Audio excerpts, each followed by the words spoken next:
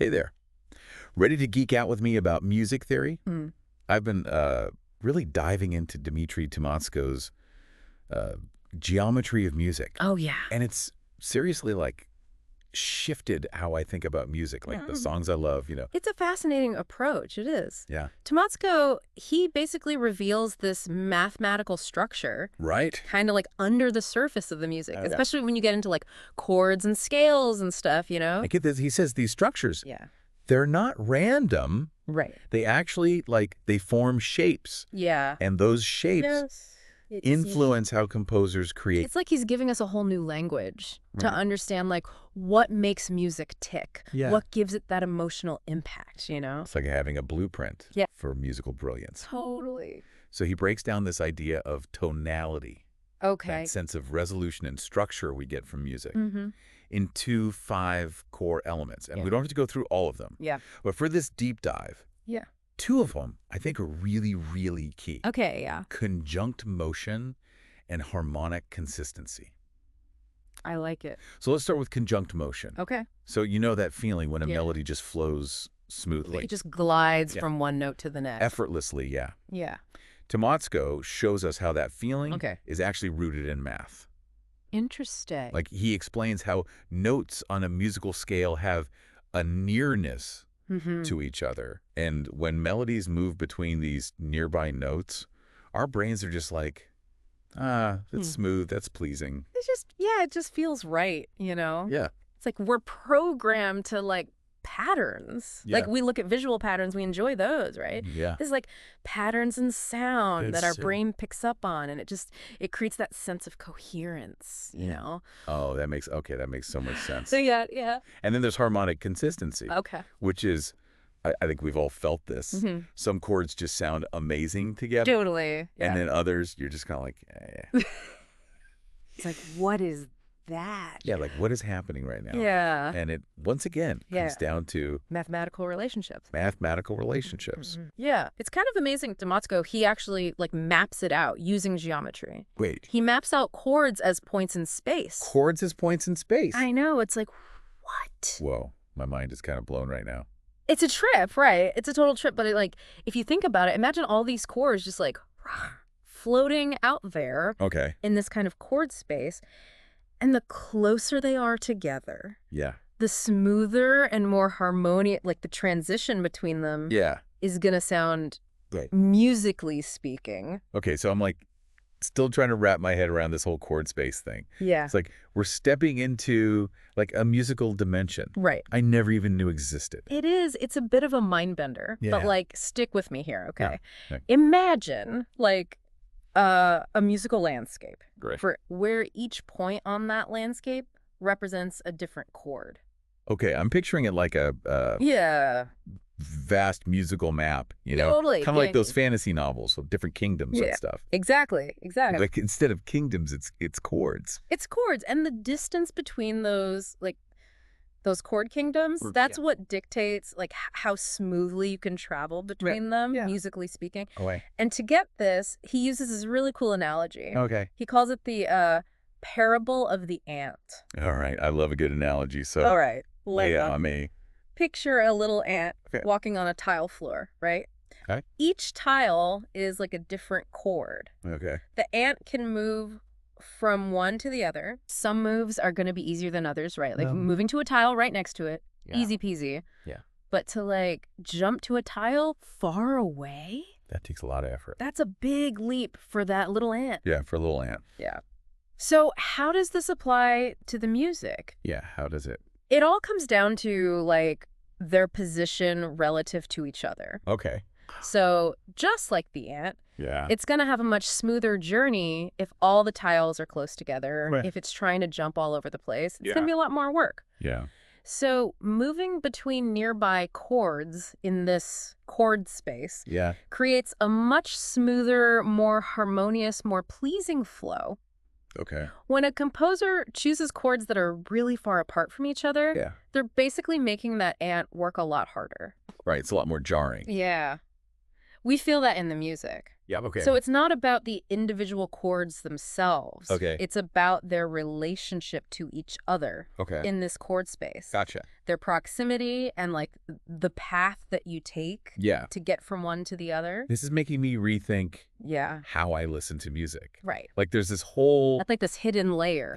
of geometry. It's shaping everything. Shaping the whole experience. So now I'm dying to know how this plays out in actual pieces of music. So Tymoczko, he goes into a bunch of examples in the book. Two that I think you really wanted to unpack were Brahms' is Sneaky Wagner tribute. Yes. And Chopin's Mind-Bending Tesseract. Yes, those both sound incredibly intriguing. Let's dive into Brahms first. Okay. So what is this about, like a musical tribute?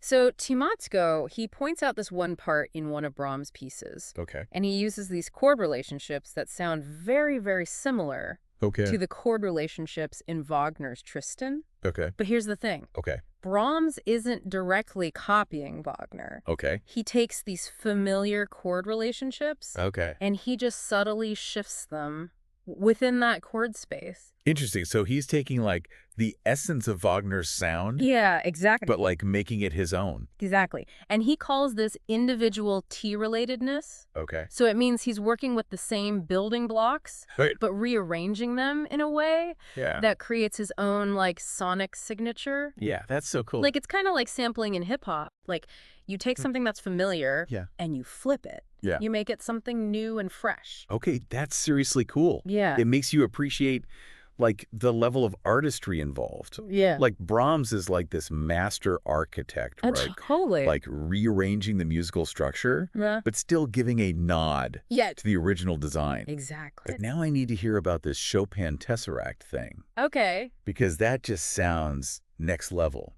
Get ready to have your mind blown. Okay. All right, so we think in 3 dimensions, right? Unless I'm having a particularly strange dream. Yeah. A tesseract is a 4-dimensional cube. Okay.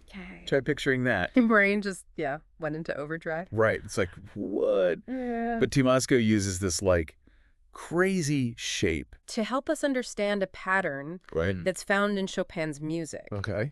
It's like Chopin's composing in a musical dimension. Wow. That's beyond, like, what we can normally perceive. Wow. And the tesseract is, like, the key to, like, unlock these pathways. Okay, so even though like my brain can't physically like visualize a 4-dimensional cube, the music itself is reflecting those patterns. Absolutely. It's like listening to a higher dimension. Yeah. It's like what he's showing us is that music can exist in these really complex structures. Yeah. And even if we don't totally get the math, we experience it emotionally when we listen. Oh, wow. Okay. Yeah. I need a minute to process all of that. I know, right?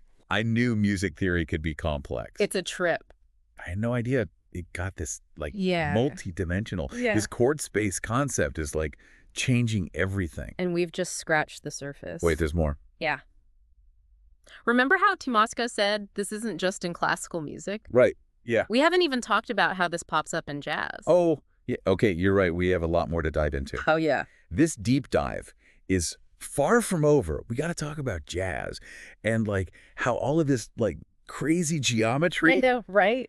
might even help us understand how to create our own music. Absolutely. Okay, so we've been like really getting into these intricate classical structures. Yeah. But you mentioned jazz, and I got to know, how does Tymoczko even begin to apply this chord space idea to something as like improvisational as jazz? Yeah, it's wild, right? But when he mapped out like jazz harmonies, he found that they were using the same geometrical principles. Wow. Just in a different way, you know? Oh. And one example that I thought was so cool was this thing, the tritone substitution. Okay, I'm not going to lie. I know it sounds... That sounds a little intimidating. I know, it sounds scary, but it's really not. Okay. Basically what it is like, it's a trick jazz musicians use where they'll swap out a chord in a progression for a different chord. Yeah. That sounds... to our ears, at least, totally unrelated. But when you actually look at it in chord space, those substitutions are really, really close to the original chorus. So even though it sounds totally different. Totally. They're basically like taking a shortcut. Totally, yeah. For chord space. It's like they're intuitively navigating this like complex geometry. Yeah. Even if they've never like thought about it in those terms. Right. And it's creating that signature jazz sound. Yeah. And what's even cooler is this pops up in other genres too. Yeah. You think about like those unexpected chord changes in pop music. Yeah. Yeah. That just work. Yes. They might be tapping into the same like geometrical relationships. Wow. Without even realizing it. It's like this whole like hidden structure of music that's just like influencing this hidden code. Yeah. Musicians across genres and time periods, whether they even know it or not. It's amazing. And I think that's what's so cool about Tymoczko's work is he's not just like analyzing the past. He's giving us a framework to like understand the present. Yes. And even like explore the future of music. You're right. Knowing about chord space isn't just for like appreciating Bach or Chopin or whatever. It's like it's about understanding the building blocks of any music we love. It's a new lens. From classical to jazz to like that catchy pop song that's stuck in your head right now. I love it. And who knows, maybe it can even help us write our own music someday. Exactly. By understanding these principles, it's like we can unlock like new levels of creativity. Suddenly like the possibilities are just endless, you know? This whole deep dive has just like totally shifted my perspective on music. It's not just about melodies and rhythms. Right. It's about this. Like it's deeper than that. This hidden language of math. Yeah. These like structures and shapes that are just like, whoa, we're just starting to understand. It makes you wonder, like, what other musical secrets are out there, right? Yes. What other like patterns and connections are we not even? It's like he's given us these amazing X-ray glasses. Yes. But there's a whole universe of sound to explore. I love that. So to everyone listening, I hope that the next time you listen to your favorite song, you hear it in this new light, right? You think about the chord space that it might be inhabiting. Absolutely. Like mathematical relationships that are shaping your experience. I love it. Yeah. You might just be surprised by what you discover. Totally. And that is it for this deep dive, but hopefully it's just the beginning of a lifelong journey. Absolutely. Of musical exploration. Beautiful. For us all.